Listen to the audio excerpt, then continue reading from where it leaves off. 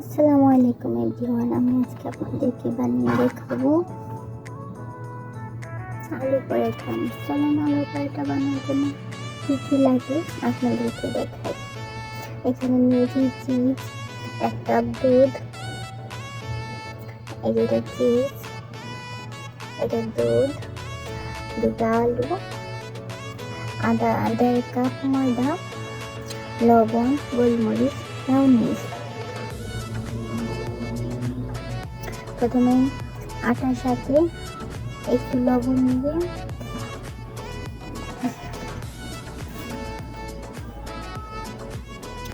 সাথে দুধ মিক্স করে আর পরোটা বানানোর জন্য ডোটা তৈরি করে নেব।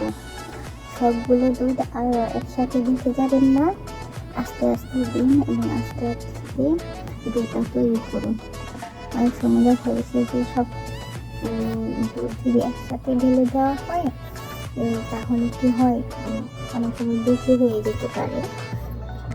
আস্তে আস্তে দিলে কম পড়লে, শর্ট পড়লে আমরা আবার দুধ অ্যাড করতে পারবো। যেখানে আমার আরও একটু দুধের প্রয়োজন হয়েছে, আমি আরও একটু দুধ অ্যাড করেছি। আমার ডোটা করা শেষ। এখন একটু তেল উপর দিয়ে আমি ঢাকনা দিয়ে এটা সাইডে রেখে দিব। চলুন আমরা এবার আলুটা রেডি করে নিই। প্রথমে আলুটাকে ভালোভাবে মিক্স করে নেব, যাতে এটার ভিতরে কোনো লাম্পস না থেকে যায়, দানা দানা ভাব না থেকে যায়।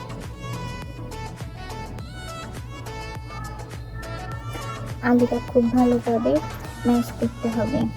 যেমন আলুটা ম্যাশ করা হয়ে গেছে, এখন আমি আস্তে আস্তে বাকি ইনগ্রিডিয়েন্টসগুলো দিয়ে দিব। প্রথমে অ্যাড করলাম লবণ, গোলমরিচ, মেয়োনিজ।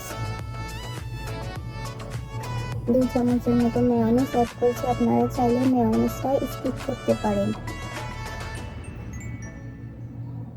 এই পর্যায়ে আমি এগুলোকে ভালোভাবে মিশিয়ে নিব। তারপরে অ্যাড করে দিলাম চিজ। এখানে আমি মজারেলা চিজ অ্যাড করছি, আপনারা চাইলে মজারেলা চিজ এবং মেয়োনিজটা স্কিপ করবেন, এতে করে কোনো সমস্যা হবে না। আমি এখানে পরোটার স্বাদটা বাড়ানোর জন্য একটু মেয়োনিজ এবং দিয়ে দিলাম। যাই হোক, অবশেষে আমার আটাটা রেডি। আর যে ডোটা করে রেখেছি সেটাকে আমি এখন ভালোভাবে আবার একটু মথে নিব। কারণ আটাটা যদি ভালোভাবে মথা না হয় তাহলে পরোটাটা খেতে ভালো লাগে না, সফট হয় না।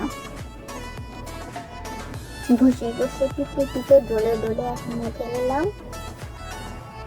এক পর্যায়ে মথা হয়ে গেলে আমি এটাকে ভালো করে একটা গোল করে এটার ভিতরে পুর, যে আলু মেয়োনিজ চিজ দিয়ে পুরটা রেডি করে রেখেছিলাম, ওই পুরটা দিয়ে দিলাম। পুরটা দিয়ে ভালোভাবে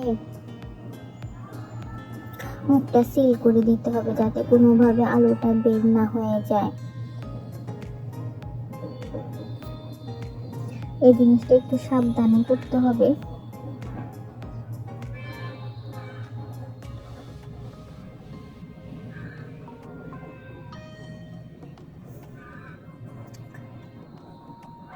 এটা দেওয়ার পরে আস্তে আস্তে করে রুটিটাকে সফট হাতে, নরম হাতে বেলে নিতে হবে। রুটির উপরে কোনো রকম প্রেশার দেওয়া যাবে না। রুটির উপরে প্রেশার দিলে আর ভিতরে আলু এবং চিজ দুটোই নরম জিনিস, রুটিটা ফেটে যাবে।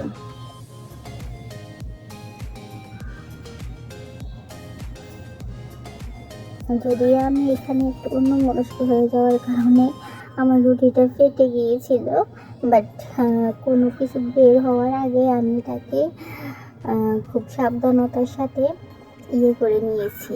পরবর্তীতে আমার রুটিটা খুব সুন্দর করে ফুলে উঠেছিল।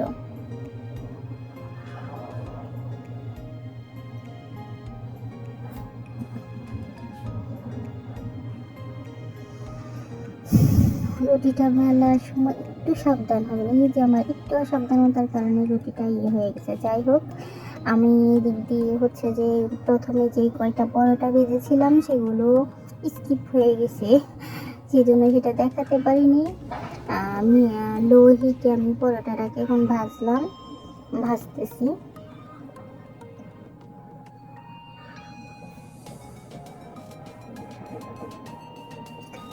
পরোটাকে অবশ্যই লো হিটে ভাজতে হবে, না হলে ভিতরে যে আমরা চিজটা দিয়েছি ওই চিজটা মেল্ট হবে না, আর চিজটা যদি মেল্ট না হয় খেতে ভালো লাগবে না।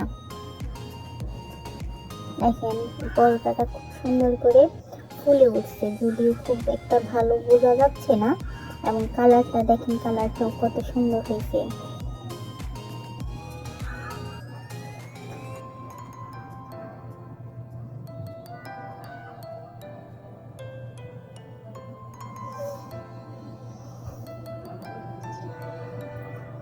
এই যে আমি আগে 6টা পরোটা বানিয়ে রেখেছিলাম, সেগুলো দেখাতে ভুলে গেছিলাম বলতে ওগুলো স্কুপ হয়ে গেছিলো। যাই হোক, আপনারা ট্রাই করে দেখবেন।